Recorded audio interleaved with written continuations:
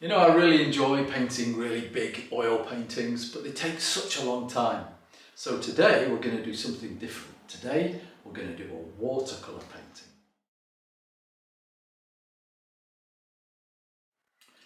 So this is my watercolour setup. I've done swatches of all the colours that I have.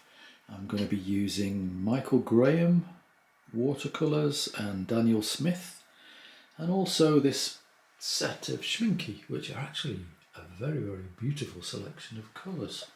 I've swatched them all out. It's important to make these swatches because the colours dry paler than when they appear when you first apply them. So they've got all there in front of me so I can see what I'm going to do.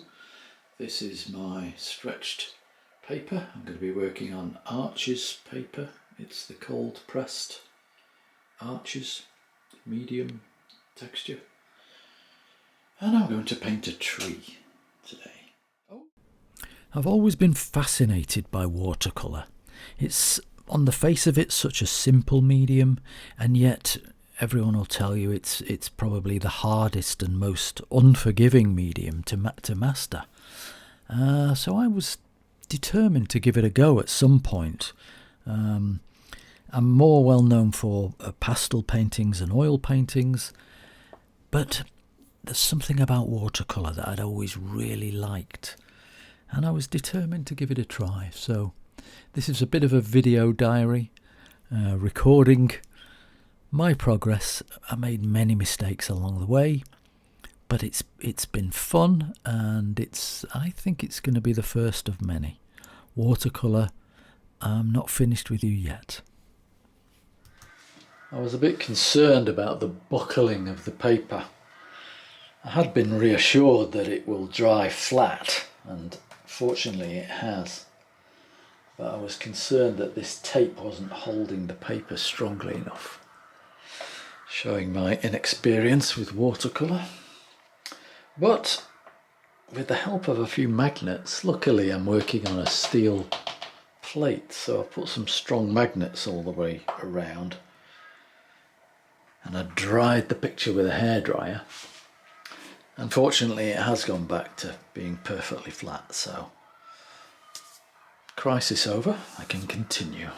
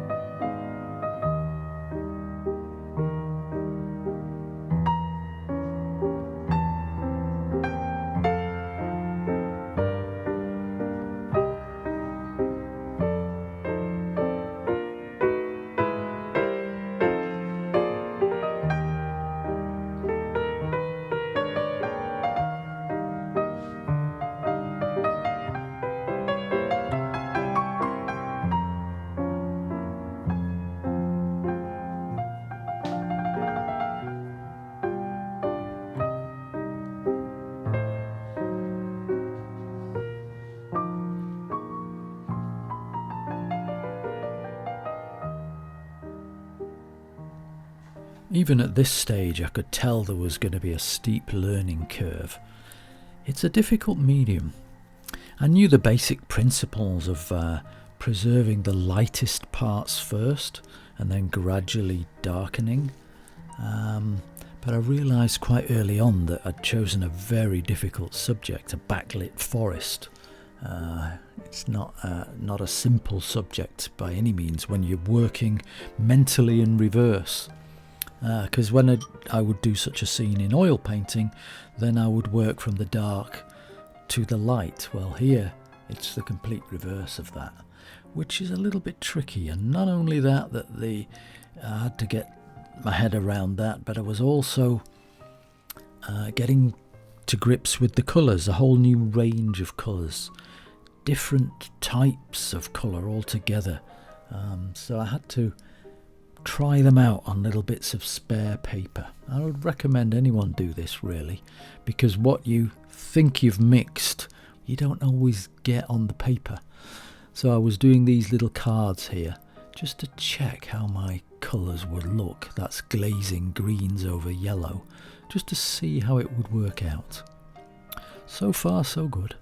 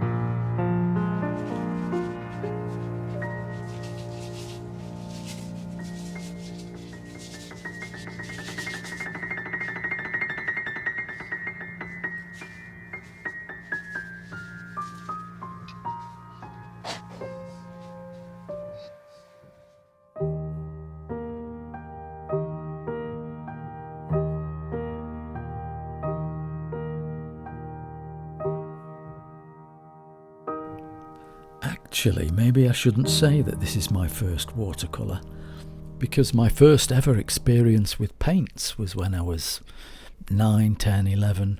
I had a set of De La Rowney watercolour paints and I was forever painting.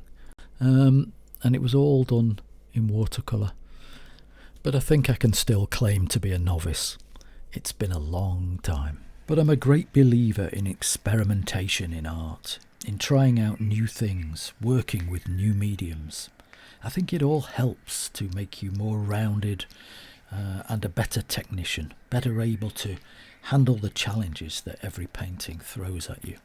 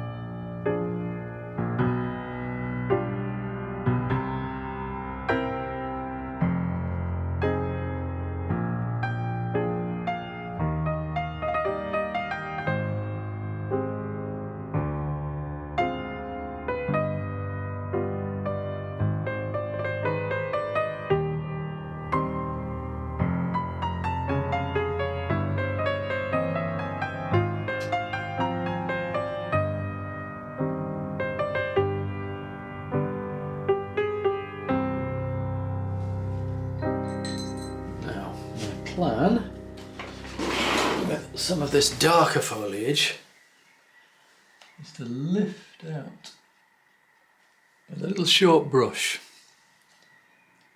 Just lift it out whilst it's still wet enough.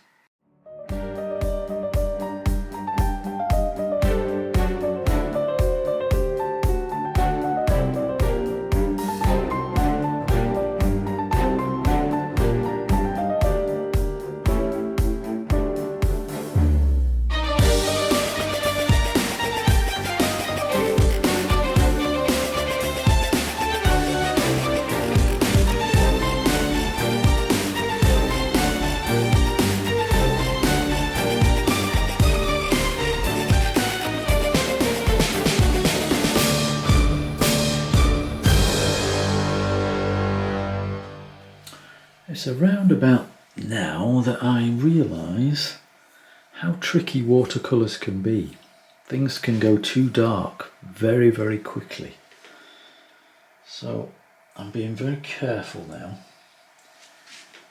I'm going very, very slowly with these darker leaves, and in fact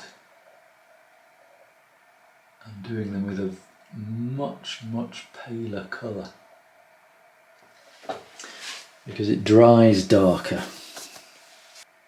I tried very hard in this picture not to use white. I wanted to be a kind of watercolour purist, but I've had to mix some white in here with the greens of the leaves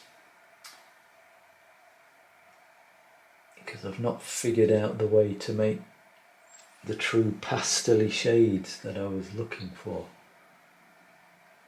So they had to be pasteled down with a bit of white. But it's working well, so I've never been one for rules. If something works, I use it.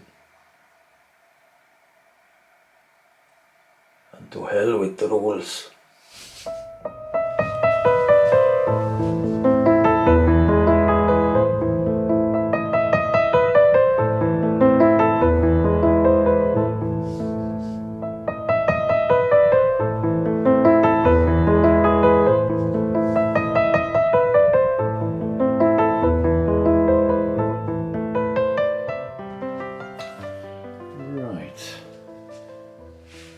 Fairly happy with this now. It'll need more work, but I think it's getting there. And what I think I need to do now is bring this tree up here. Get this tree done. I think that'll inspire me then. It's psychological, a painting like this. I would sort of wear myself out if I did more leaves right now. So a psychological boost would be for me to get this done. Let's see what I can do.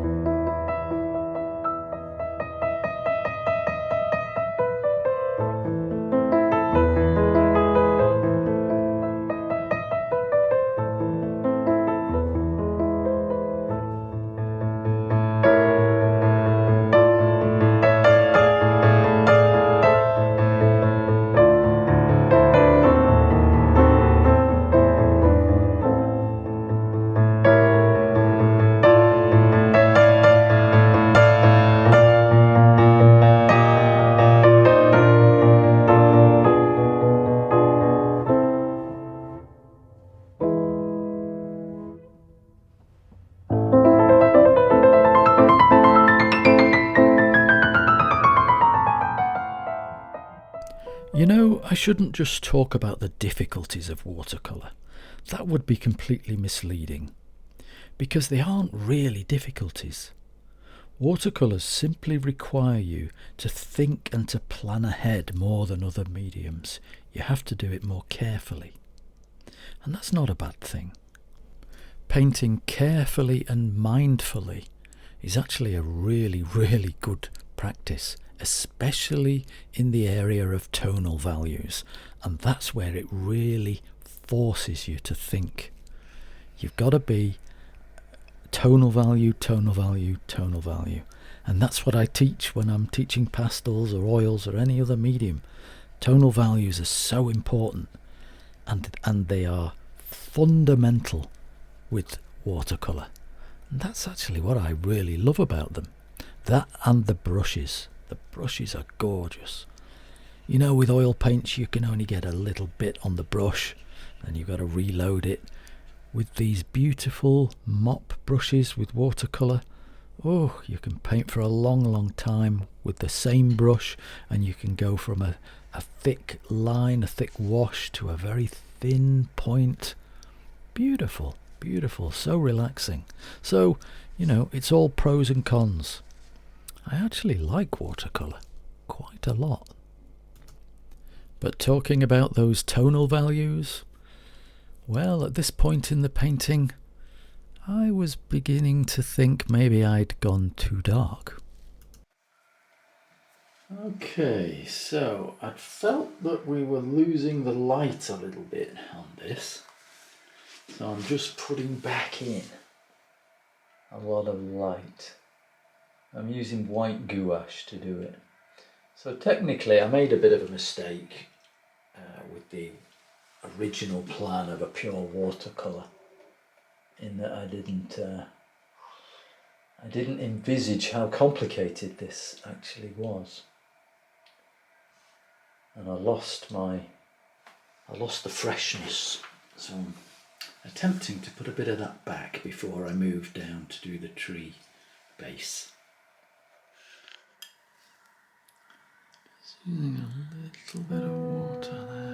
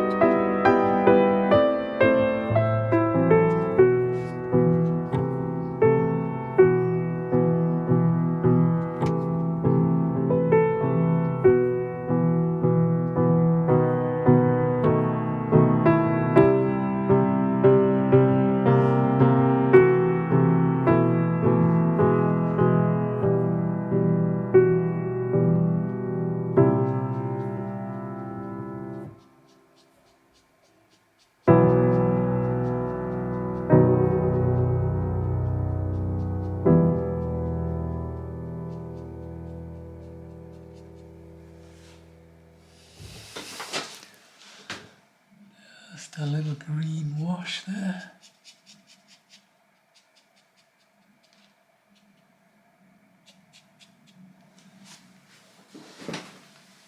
How beautiful is that?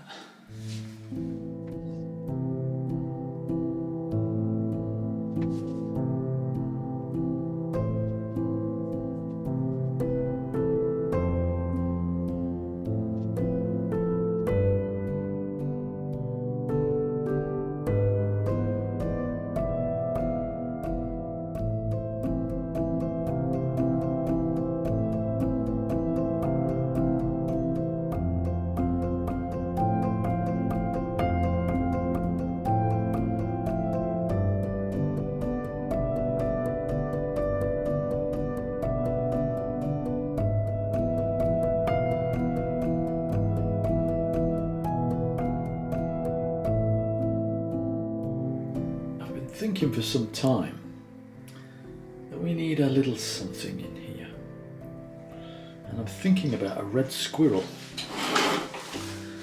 I'm thinking of putting a squirrel about here.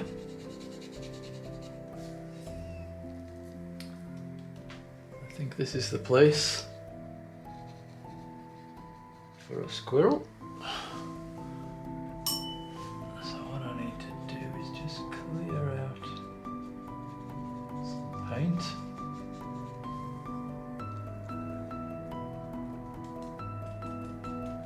Let's get rid of the paint there. That's going to give me space for the squirrel. I think a squirrel will be rather nice there.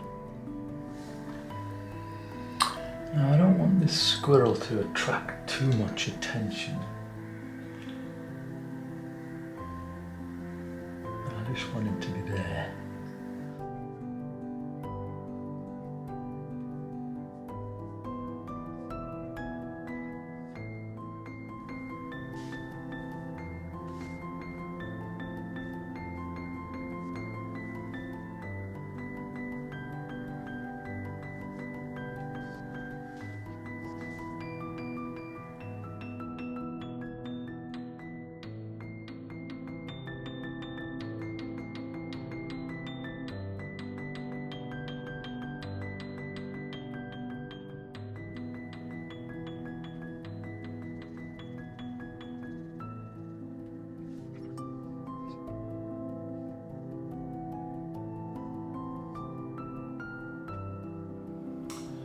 And with that, the painting was finished. I hope you've enjoyed watching today's video. Thank you for watching.